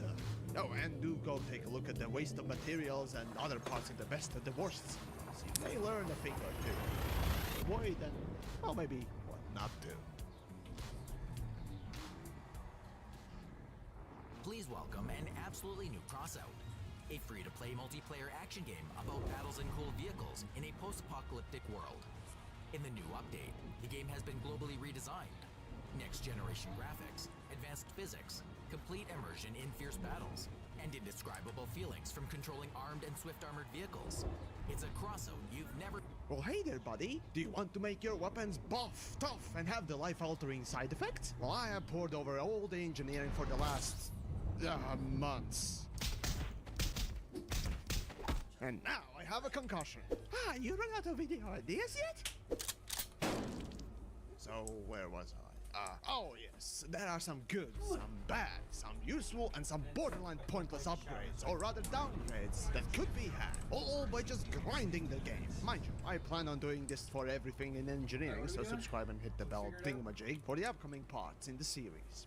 Oh, but before that, this video is brought to you by my Patreon. Like, actually, literally, I did a questionnaire there a little while back, and vast majority wanted this series to be a thing. So, if you too want to join the bunch, check the link down in the description. So then the waste of materials tier of the upgrades and experimentals will be today's piecemeal. A dank, dribbly, festering meal of complete and utter abortion juice. Well, most of them, yes, can be used and can be useful. But the point is, they are waste of materials because anything else is way better than that. And it would take a complete fool to say, no, I do not want this better upgrade. Give me that basic slop and I'll consume. Even defend it like a fanboy because yesterday's lobotomy was a success. Anyways, the weapon upgrade here is only one. And as a surprise, the rest are experimentals. So then, the short range. This upgrade is available on about half of the weapons in the game, and if you choose this ever, I just ask, why? Really, why? Did you waste your materials and didn't go with, oh, say, overcharged? Oh, you get like 5% less damage? Well, what's the point if you can't hit shit?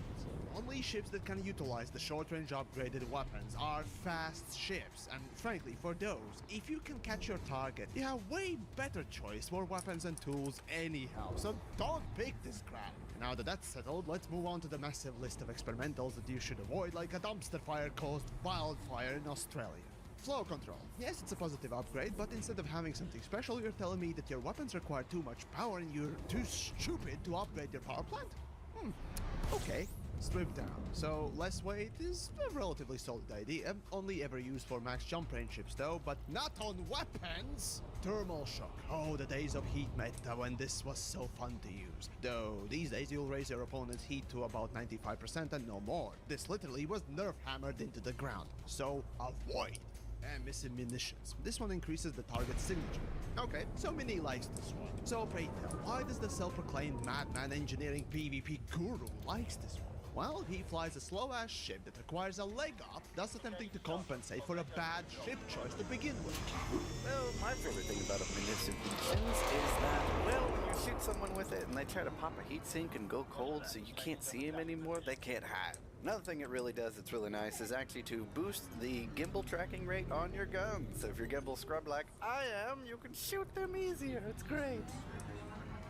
Smart rounds. Okay, so this one's for compulsive spammers who can't aim right and get bounties left and right due to the sheer lack of control of the noodles going out of their shoulders called arms. That or you're building a station gang ship or something.